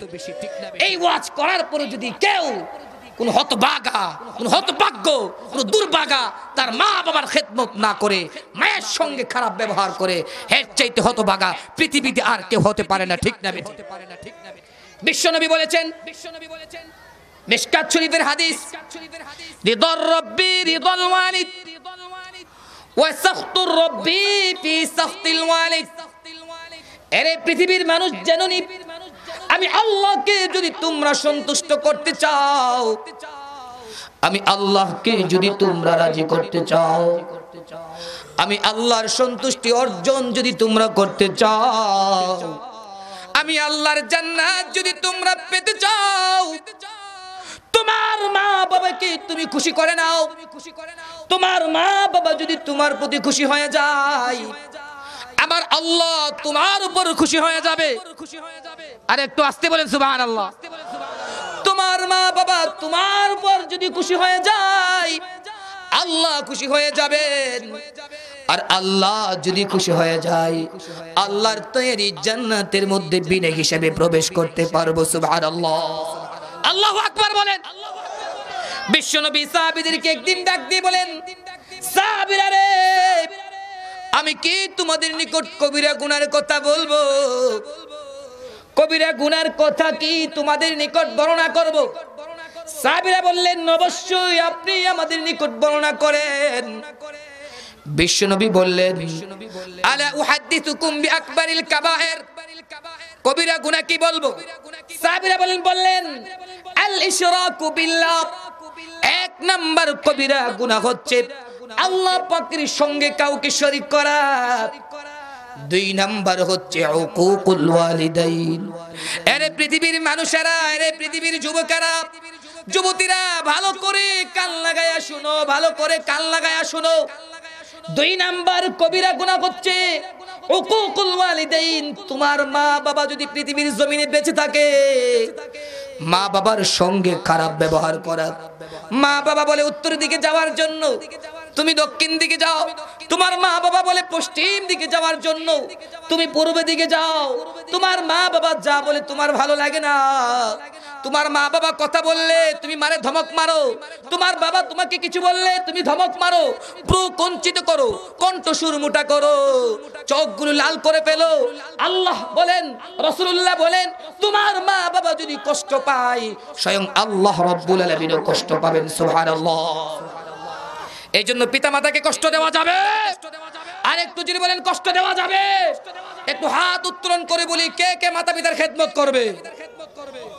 আল্লাহ তুমি সকলের হাতকে কবুল করে নাও, সবাই বলি আমিন। আর যারা মা বাবার সঙ্গে বেয়াদবি করেছি, আজকে গিয়ে মায়ের পায়ে ধরে ক্ষমা চাইবেন, মা ভুল করে ফেলেছি, অন্যায় করে ফেলেছি, মা তুমি আমাকে মাফ করে দাও। পারবেন না ইনশাআল্লাহ? আল্লাহ আমাদের সকলকে মাতা পিতার খেদমত করে আল্লাহ পাকের সন্তুষ্টি অর্জন করে কবরে যাওয়ার তৌফিক দান করুক, সবাই বলি আমিন। সবাই বলি আমিন। কথা আছে?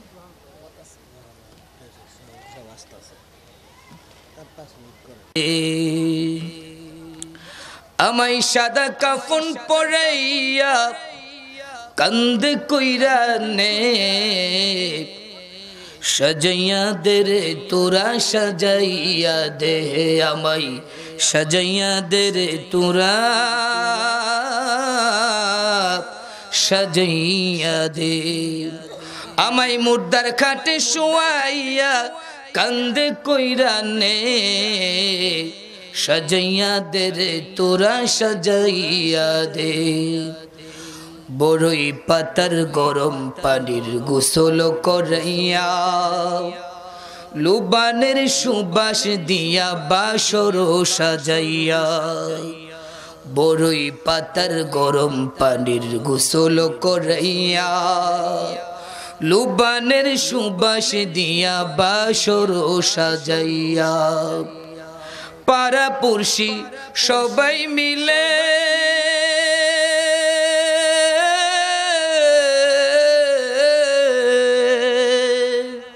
ওরে পাড়া পড়শি সবাই মিলে বিদায় কইরা দে, সাজাইয়া দে রে তোরা সাজাইয়া দে, আমায় সাজাইয়া দে রে তোরা সাজাইয়া দে। আমায় সাদা কাফন পরাইয়া কান্দে কইরা নে, সাজাইয়া দে রে তোরা সাজাইয়া দে। আমায় মুর্দার খাটে শুয়াইয়া কান্দে কইরা নে, সাজাইয়া দে রে তোরা সাজাইয়া দে। ববের হাটের লেনা দেনা এবার হলো শেষ, পরবাসী জীবন ছেড়ে যাব আপন দেশ। ববের হাটের লেনা দেনা এবার হলো শেষ, পরবাসী জীবন ছেড়ে যাব আপন দেশ। 3.5 হাত মাটির গড়ে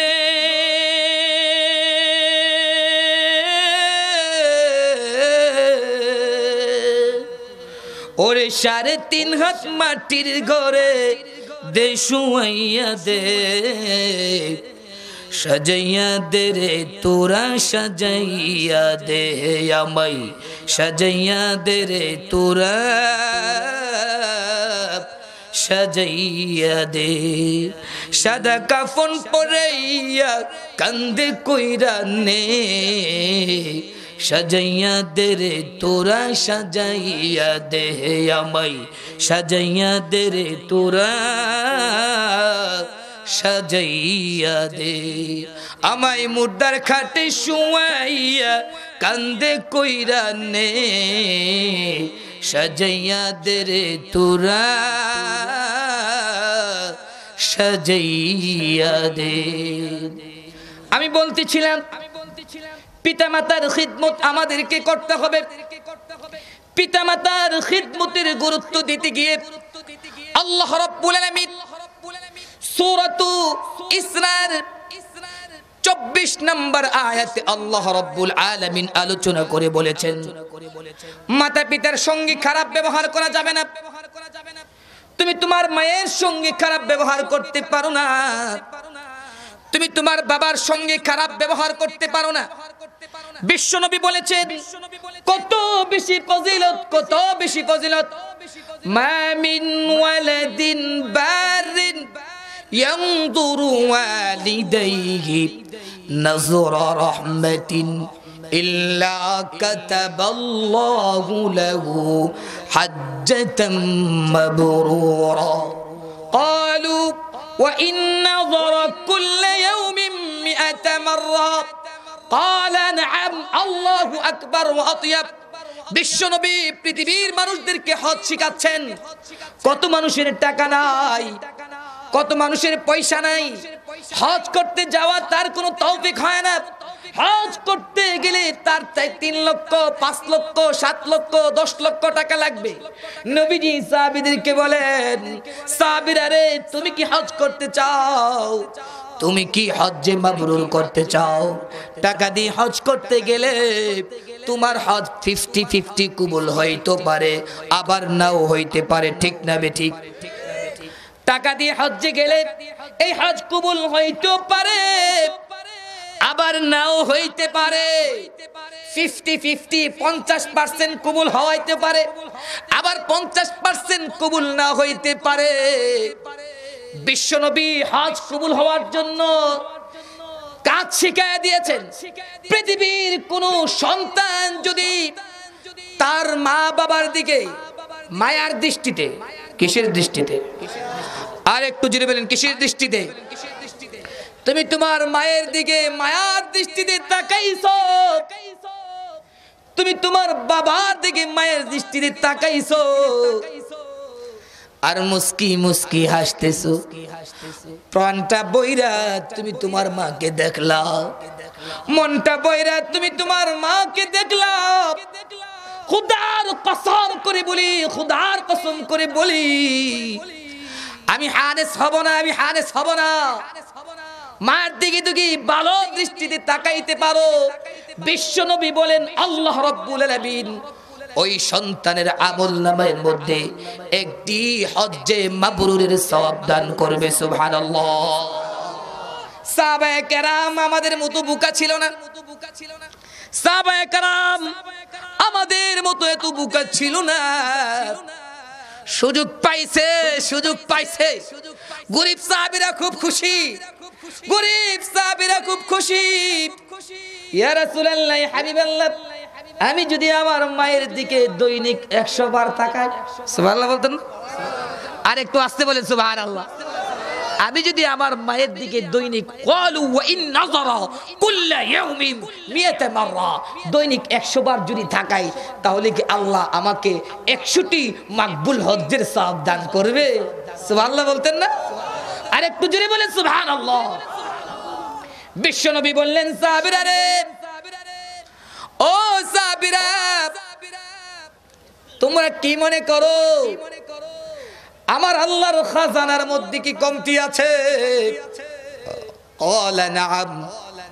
নবীজি বলেন, ও সাহাবী, তুমি যদি দৈনিক 100 বার তোমার মায়ের দিকে তাকাও, আমার আল্লাহ তোমার আমলনামার মধ্যে 100টি মাকবুল হজ্জের সওয়াব দান করবে। এরপরে নবীজি নিজেই বলেন, আল্লাহু আকবার ওয়া আতিয়াব। হাদিসে পারো, নবীজি নিজেই বলেন, আল্লাহু আকবার ওয়া আতিয়াব। আমার আল্লাহ কতই না বড়, আমার আল্লাহ কতই না মহান, আমার আল্লাহ কতই না উত্তম। সুবহানাল্লাহ। এই আমলটা করতে পারবেন তো ইনশাআল্লাহ? আর একটু জোরে বলেন, করতে পারবেন তো ইনশাআল্লাহ? বিশ্বনবী বলেন, হে পৃথিবীর মানুষেরা, বাবা মার সঙ্গে বেয়াদবি করেছো, এমন সন্তান আছে না নেই? আর একটু জোরে বলেন, আছে না নেই? বাবা মার সঙ্গে বেয়াদবি করেছো, ঘটনাক্রমে তোমার মাও নাই, তোমার বাবাও নাই, কিন্তু বেয়াদবি করে ফেলছো। এখন মাফ নিবা কেমনে? এখানে অনেকে আছেন, হুজুর মায়ের সঙ্গে বেয়াদবি করেছি, বাবার সঙ্গে বেয়াদবি করেছি, বাবাও নাই মাও নাই, মাফ চাইবো কেমনে? বিশ্বনবী শিখায়া দিয়েছেন, বিশ্বনবী উম্মতদেরকে শিখায়া দিয়েছেন, আরে আমার উম্মতরা চিন্তা করো না, টেনশন করো না। তোমার বাবা যার সঙ্গে চলাফেরা করেছে, তোমার বাবার বন্ধু যদি অথবা চাচা যদি কাকা যদি বেঁচে থাকে, এখন তুমি তাদের সঙ্গে ভালো ব্যবহার করো। তোমার মা যাদের সঙ্গে চলাফেরা করেছে তাদের সঙ্গে তুমি ভালো ব্যবহার করো, আল্লাহ হয়তো বা এই উসিলা করে তোমাকে মাফ করে দিতে পারে। আরেকটা সিস্টেম শিখিয়ে দিয়েছেন নবীজি, হাদিস শরীফ থেকে বলছি, মান যারা কবর আবাওয়াইহি ফি কুল্লি জুমআতিন কুতিবা লাহু ওয়া বারাআতুম মিনান নার। বিশ্বনবী বলেন, এই পৃথিবীর সন্তানেরা, মায়ের সঙ্গে বেয়াদবি করেছো, বাবার সঙ্গে বেয়াদবি করেছো, বাবার কাছ থেকে মাফ নিতে পারো নাই, মায়ের কাছ থেকে মাফ নিতে পারো নাই, একটা কাজ করো, মা বাবার নামে সদকা করে দাও, মা বাবার নামে মাহফিলে কিছু দান করো, মা বাবার নামে মসজিদে কিছু দান করো, মা বাবার নামে মাদ্রাসায় দান করে দাও, মা বাবার নামে জনকল্যাণমূলক কিছু কাজ করো। পাশাপাশি তুমি আরেকটা কাজ করো, প্রতি জুমার মধ্যে জুমার নামাজ আদায় করে বাবা মার কবরের মধ্যে তুমি চলে যাও, বাবা মাকে যেখানে কবর দিয়েছো সেখানে চলে যাও, সেখানে গিয়ে চোখের পানিগুলো ছেড়ে আল্লাহ পাকের নিকট ক্ষমা চাও। আল্লাহ, বাবার সঙ্গে বেয়াদবি করেছি, মায়ের সঙ্গে বেয়াদবি করেছি, আল্লাহ মা বাবার কাছ থেকে মাফ নিতে পারি নাই, আল্লাহ তুমি আমারে মাফ করে দাও। আর বাবা মার কবরে যদি আল্লাহ তুমি আগুন জ্বালাইয়া থাকো, বাবা মার কবরের মধ্যে যদি জাহান্নামের শাস্তি দিয়ে থাকো, আল্লাহ আমি বাবা মার পক্ষ থেকে ক্ষমা চাচ্ছি, আল্লাহ আমার মার কবরের আযাব মাফ করে দাও, আমার বাবার কবরের আযাব মাফ করে দাও। পারবেন না ইনশাআল্লাহ? আল্লাহ মাফ করে দাও, মাফ করে দাও। হাদিস শরীফের ইবারত থেকে বলছি, গুফিরালা, সুবহানাল্লাহ বলতেন না? এই দোয়া যদি কোন সন্তান করে, আল্লাহর রাসূল বলেন গুফিরালা, আল্লাহ ওই সন্তানকে মাফ করে দিবেন। সুবহানাল্লাহ বলেন। দুই নাম্বার হচ্ছে ওয়া কুতিবা লাহু বারাতুম মিনান নার, এই সন্তানের দোয়ার ওসিলা করে আল্লাহ রাব্বুল আলামিন তার মা বাবার কবরের আযাবকে মাফ করে দিবেন। সুবহানাল্লাহ বলেন। আর একটু আস্তে বলেন সুবহানাল্লাহ। এই কাজটা আমরা করতে পারবো তো ইনশাআল্লাহ? একটু হাত তুলে দেখাই, কে কে করতে পারবে ইনশাআল্লাহ? আল্লাহ তুমি আমাদের হাতগুলোকে কবুল করে নাও, সবাই বলে আমিন। আল্লাহ আমাদের মা বাবার কবরের আযাব মাফ করে দাও, সবাই বলে আমিন। আল্লাহ মা বাবার সঙ্গে যে বেয়াদবি করেছি, আল্লাহ তুমি আমাদেরকে মাফ করে দাও, সবাই বলে আমিন। হাত উঁচু করেন, হাত উঁচু করেন। আল্লাহ তুমি আমাদের মা বাবার কবরের আযাব মাফ করে দাও, সবাই বলে আমিন। আল্লাহ এই মাহফিলের ইন্তেজামিয়া কমিটি যারা আছে, যারা দান দক্ষিণা করেছে, আল্লাহ সকলকে তুমি মাফ করে দাও, সবাই বলে আমিন। এই এলাকার পুরুষ নারী যুবক যুবতী, আল্লাহ সকলকে তুমি দিনদার বানায় দাও, সবাই বলে আমিন। এই মাহফিলের সভাপতি, সেক্রেটারি, আরো যারা যারা যেইভাবে সহযোগিতা করেছে, আল্লাহ সকলকে তুমি মাফ করে দাও, সবাই বলে আমিন।